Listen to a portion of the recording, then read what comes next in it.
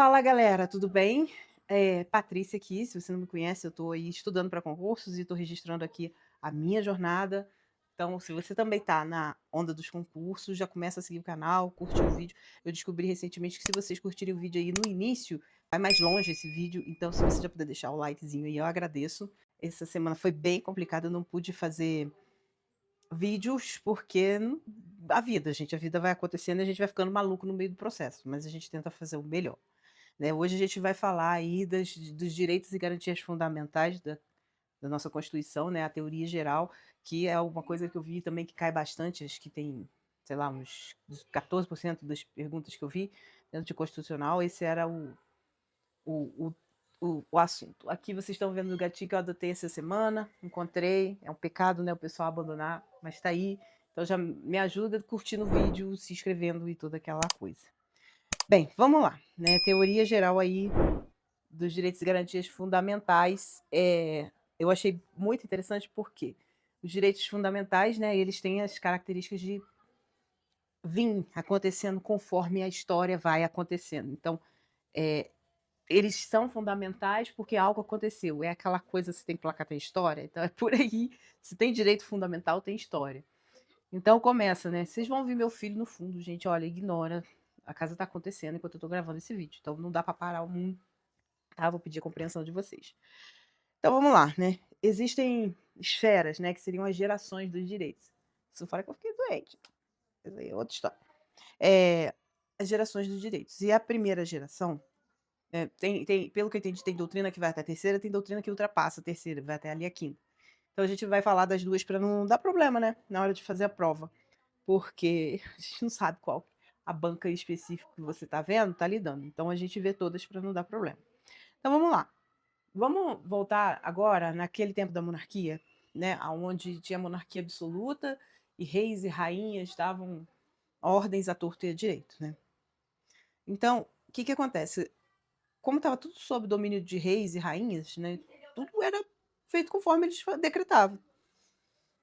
E aí eu quero que você imagine uma coisa, imagina uma rainha, um rei, tanto faz, que tá querendo fazer uma festa. Aí o cara que administra lá a moeda, ele fala assim, olha, não dá.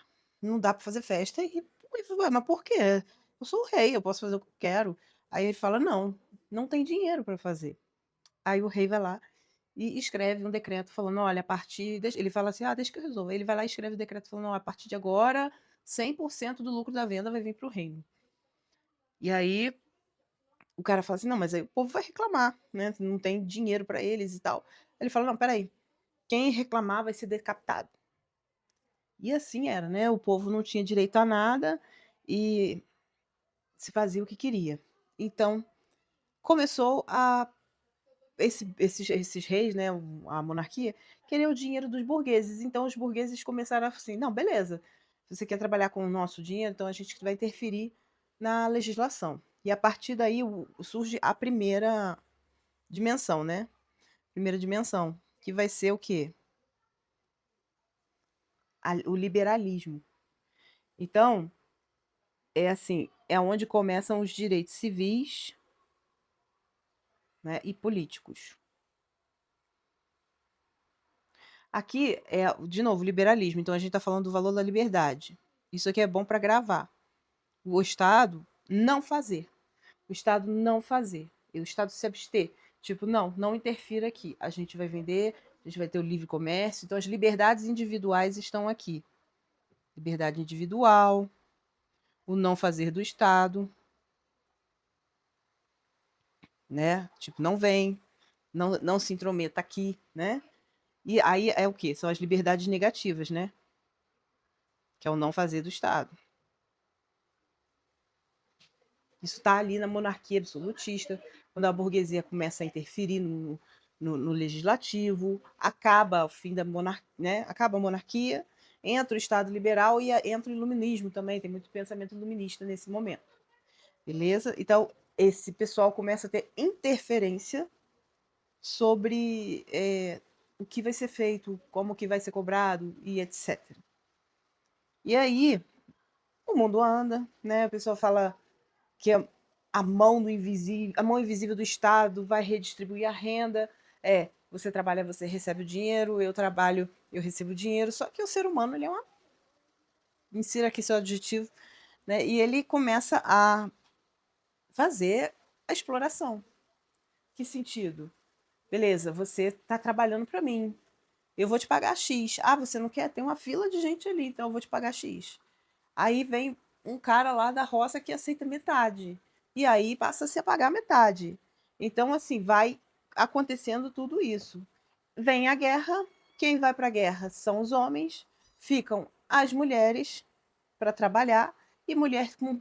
Aqui eu não quero diminuir mulher de jeito nenhum, tá? Eu mesmo sou mais forte do que muitos homens que eu conheço. E aí a mulher entra e recebe metade do que recebia.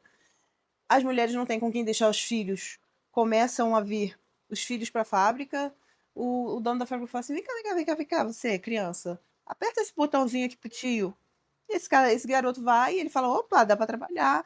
E aí você tem, você tem nesse período, inclusive, legislações que falam sobre o limite das jornadas infantis de serem 12 horas. Olha que absurdo. Então, nesse momento, entra a Revolução Industrial e vão chegar os direitos de segunda dimensão ou de geração, né? Segunda geração, eu estou falando de dimensão aqui, mas eu acho melhor a gente usar o geração porque é o que usa lá na prova. Primeira geração, segunda geração. Deixa eu corrigir aqui. E aí vem os direitos de segunda geração, que vão ser os direitos sociais, né? Sociais, econômicos e culturais. Então aqui começa o direito à educação, o direito à jornada de trabalho limitada. Então você tem a questão de querer igualar. O que eu percebo nessas gerações de direitos é que está sempre um pêndulo rodando para cá e para lá, sabe, indo nos extremos. Então você vai para o liberalismo e agora você vai para a igualdade, né, para o igualitarismo, né. Então o valor aqui é igualdade, igualdade, tá? E dentro da igualdade você está pedindo ao Estado que faça parte. Então aqui o Estado, fazer do Estado. O Estado vai entrar limitando esses empresários que estavam explorando sua mão de obra. Então você tem fazer do Estado, você tem que começar o serviço prestacional do Estado, que é o quê? Todo mundo tem direito à educação, então o Estado tem que prover essa educação, né? E entram as liberdades positivas, que é quando a gente começa a requerer do Estado nosso direito, né? Liberdade negativa é a imposição do Estado sobre o indivíduo, já a liberdade positiva é o indivíduo falando: tudo bem, mas você também tem que me dar isso, isso, isso em troca. Beleza? Até aqui estamos bem, né? Então aqui tem a Guerra Mundial, a Revolução Industrial e a Revolução Trabalhista, porque é junto ali com o industrial. Né? Porque aí começa, poxa, tem máquina, tem tudo, como é que eu não tenho direito a descanso? Isso tudo entra na segunda geração. E aí você tem os direitos de terceira geração. Os direitos de terceira geração, eles vão vir para contornar o entorno, né? São direitos transindividuais, transindividuais e difusos. O que isso quer dizer? Direito ao meio ambiente equilibrado, direito ao progresso, direito ao desenvolvimento, autodeterminação dos povos, direito à comunicação e direito do consumidor. Percebe que é tudo coletivo? Aqui a gente está falando de coletividade. Então é de entender que nós somos um povo. Logo, o princípio, né, o valor é fraternidade, unidade, solidariedade. É só a gente lembrar do lema da França, solidariedade. Do lema da França, né? Igualdade, fraternidade e liberdade. Então, assim, no caso, a gente lembrando dentro da ordem, né? Liberdade, igualdade, fraternidade. Daí, dentro dos direitos da coletividade, você tem esses que são específicos, né? Que é o meio ambiente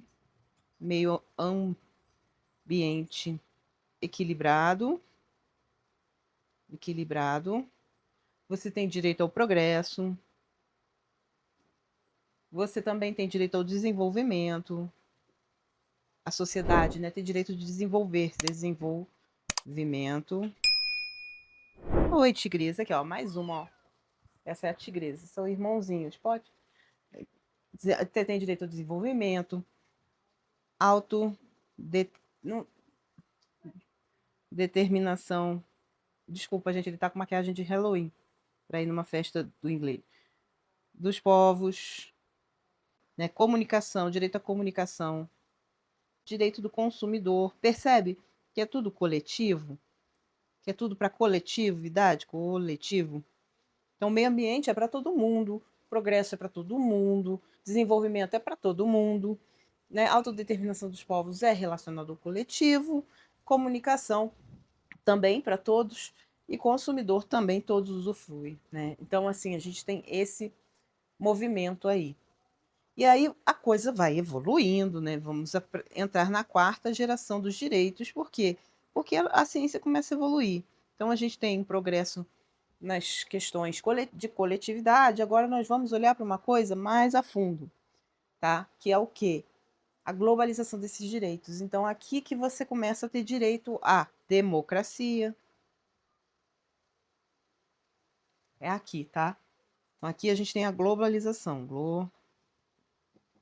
globalização dos direitos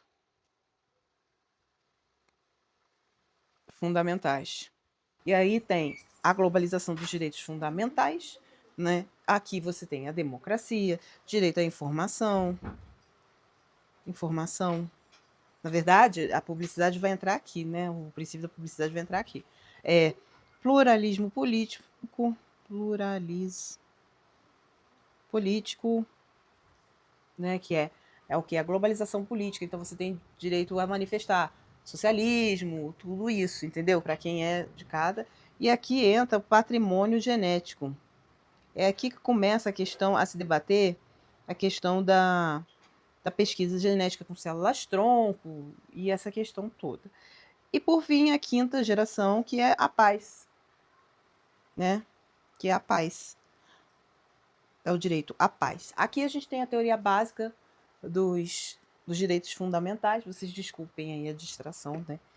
Dos direitos fundamentais, aonde a gente vai entendendo que todos os direitos fundamentais, eles desfrutam de historicidade. É que eu vou até trocar de cor para a gente marcar, ó. Historicidade. Isso é uma característica. Então, nenhum dos direitos fundamentais ele está surgindo do nada, está acontecendo alguma coisa, algum fato histórico ali que vai permitir com que esse direito apareça. Olha só, isso daqui a gente precisa fazer, aquilo ali a gente precisa fazer. Então, ele vai mexendo nisso tudo, tá bom? E aí você tem uma evolução histórica dos direitos e uma outra característica é que ele também é universal, universalidade. Outra característica, universalidade. Então, a universalidade, ela vai dizer que o direito fundamental é para todas as pessoas, mas nem todo direito é para... Nem toda pessoa usufrui de todos os direitos. Como assim? Direito, a Lei Maria da Penha, direito de proteção à mulher, é só para mulheres. Então, tem coisas que são típicas de uma determinada característica, porque precisa ter aquela característica, entendeu? Porque o homem não vai desfrutar do direito da mulher, por exemplo. Então você precisa entender que nem tudo é para todos, mas todos os direitos fundamentais, sabe, é meio complicado, mas com o tempo assim a gente acaba pegando, né? E aí entra um muito interessante, muito importante que eu percebi também que eles cobram muito, que é a relatividade. A característica da relatividade, ela vai falar do quanto, quando um direito conflita com o outro, o quanto se flexibiliza isso. E aí existe a teoria dentro disso, existe a teoria dos limites, que vai dizer o quê? Olha, quando um bater ali de frente com o outro, por exemplo, o direito à vida é um direito fundamental, concorda? É um direito fundamental, até ela concorda. E aí, o que, que acontece com isso? Se o direito à vida ele conflita, por exemplo, com o direito ao aborto sentimental, que é quando o aborto é feito por causa de estupro ou coisa do tipo, entendeu? Ou até o outro tipo de aborto, que é aborto por, em caso de ser anacéfalo e outras doenças que invalidam aquela vida no sentido de o feto não vai vingar. Você pode gestar até o final, mas nascendo vai durar ali poucas horas. Então você tem um conflito entre direitos fundamentais, sabe? Direito à vida e direito à dignidade, no caso do aborto sentimental. Então, nesse caso, o aborto é permitido por lei atualmente, porque houve a relativização do direito à vida, entendeu?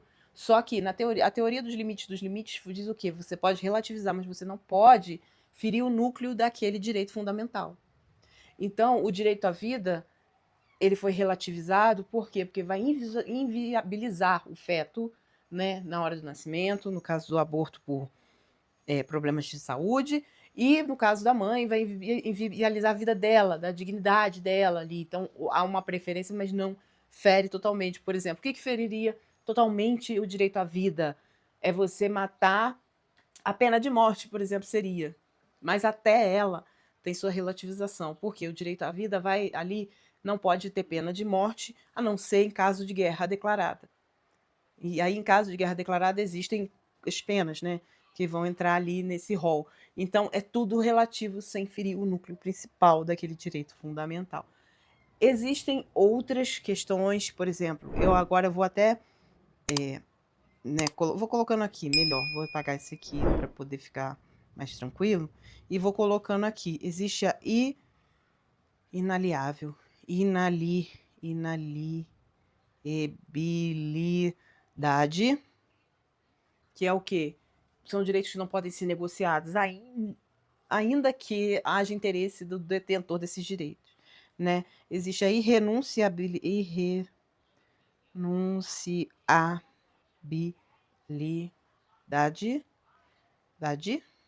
que é o dono desses direitos, ele não pode deles dispor, ele não pode abrir mão desses direitos, ainda que ele queira, não pode. Todo mundo tem direito à defesa, à ampla defesa, ao contraditório. E se, mas poxa, eu confesso o crime, eu não quero ir para o julgamento, pode me prender. Não, não. Você vai ter que ir. Isso é um direito fundamental. Aí tem imprescribilidade, violação dos direitos, o crime contra os direitos fundamentais não prescreve. Inviolabilidade, ele não pode ser violado, é um direito inviolável. Né? Indivisibilidade, esse aqui não pode ser isolado. Né? Entende-se que todos os direitos fundamentais eles são um conjunto. E aí vem complementariedade, e não dá para ele ser interpretado sozinho. O direito à concorrência, ou seja, o direito à concorrência, eu já estou até confundindo os direitos, fui lá em licitação agora. A característica da concorrência, porque eles podem ser juntos, podem acontecer juntos, entendeu? Podem ser violados juntos, inclusive aí entra a questão da relatividade, porque vai em cima do conjunto, vai interpretando em conjunto, então você tem ali uma petição de aborto que vai violar a vida, você tem que estar ali, comparando um com o outro para que não haja uma violação do núcleo. E a proibição do retrocesso e a efetividade, né, que deve se concretizar. Ele tem o dever de concretizar. O direito à vida ele tem que concretizar. Ele não pode ser simplesmente teórico. Ele não pode só estar na sua qualidade formal, né? Ele tem que ser concreto, tá? E direitos fundamentais, uma coisa também que eu achei bastante questões, eles não são taxativos. Eles não se resumem ao que está no segundo título da Constituição. Eles podem ser depois aumentados por meio de emenda constitucional, ou pode também, quer ver, emenda constitucional ou outros documentos, diplomas, né, administrativos aí, que vão falar ali, no momento que você abraça, que a Constituição, ela abraça um direito humano que né, a Constituição abarcou, botou dentro dela também. Então, assim, precisa entender que não se resume a isso. Então, toda vez que a questão vier falando, olha, direito fundamental está no rol taxativo, cara, tá errado, taxativo não é. Ele é uma coisa que ele pode aumentar a qualquer momento. Só haver ali a emenda constitucional ou a aceitação de um tratado internacional relacionado a direitos humanos ou coisa do tipo, tá bom? Bem, é isso, basicamente é isso. Eu prometo para vocês que eu vou fazer a questão do cronograma que me pediram, o conteúdo programático, na verdade, que me pediram ali. Eu vi, eu não tive tempo nessa semana de fazer muitas coisas. Primeiro por trabalho, segundo também, minha voz tá fanha, eu fiquei muito gripada. Então, assim, paciência comigo, não me abandonem, por favor. É realmente eu e a minha loucura de vida, tá bom? Lembrando que direito fundamental é para brasileiros e estrangeiros, residentes no país ou não, tá? Isso é importante gravar também, porque, principalmente, assim, né, ali para os estrangeiros tem umas coisas, tipo, o estrangeiro não vai vir aqui poder votar, sabe? Mas a partir do momento que ele reside, está com documentação em dia, que ele é reconhecido o direito ao voto, ele passa a votar também. Agora, o direito à saúde, direito à vida, esses direitos fundamentais primordiais aí, eles pertencem também aos estrangeiros que residem ou não aqui no Brasil. Tá bom, gente, basicamente é isso daí. Estou com essas duas coisinhas pequenininhas aqui, ó, acompanhando a gente e aprendendo também sobre direito constitucional. Então, eu peço a vocês aí que curtam, né, comentem, pode ser até sobre os gatos também. Não me deixem sozinha, por favor. E é isso, gente. Até o próximo vídeo. Um beijo. Tchau, tchau. Ah, deixa o like, comenta, se inscreve. E tudo isso que todo mundo pede, porque realmente, gente, ajuda muito. E dá uma empolgação quando eu vejo lá, poxa, mais um inscrito, ai que legal, eu nunca tive isso, que legal. Então, por favor, tá? Ó, lembre-se do TAF, tá? Também, vamos treinar não só o cérebro, mas o corpo, porque ajuda muito. Tchau, tchau.